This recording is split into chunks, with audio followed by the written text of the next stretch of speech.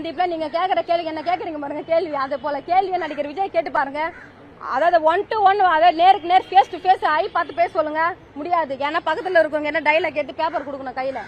அப்படிப்பட்ட அரசியல் தலைவர் தமிழ்நாட்டு மக்களுக்கும் எங்க மண்ணுக்கும் தேவை கிடையாது. எதுக்காக அரசியலுக்கு வரீங்க நீங்க? உங்களுடைய சினிமா துறையில நீங்க உங்களுடைய துறை சார்ந்த பெண்கள் எவ்வளவு பேர் பாதிக்கப்படுறாங்க பாலியல் ரீதியா. அங்க போய் நீங்க அவங்களுக்கு போய் பாதுகாப்பு கொடுங்க, அவங்களுக்கு போய் உதவி செய்யுங்க.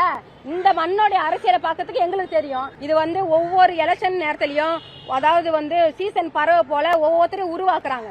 இன்னைக்கு விஜயகாந்த் அண்ணெல்லாம் பாருங்க, அவர் செத்த பிறகுதான் அவரு மக்களுக்கு என்ன உதவி செஞ்சாருன்னு, அவர் யாருக்கு சாப்பாடு போட்டாருன்னு செத்த பிறகுதான் மக்களுக்கு தெரிஞ்சது. அது வரைக்கும் யாருக்குமே தெரியலையே.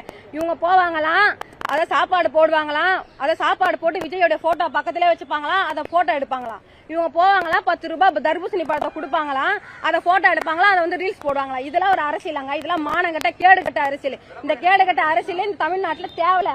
அது போல கேடுகட்ட தலைவரை தமிழ்நாட்டு மக்களுக்கும் தேவையில்லை.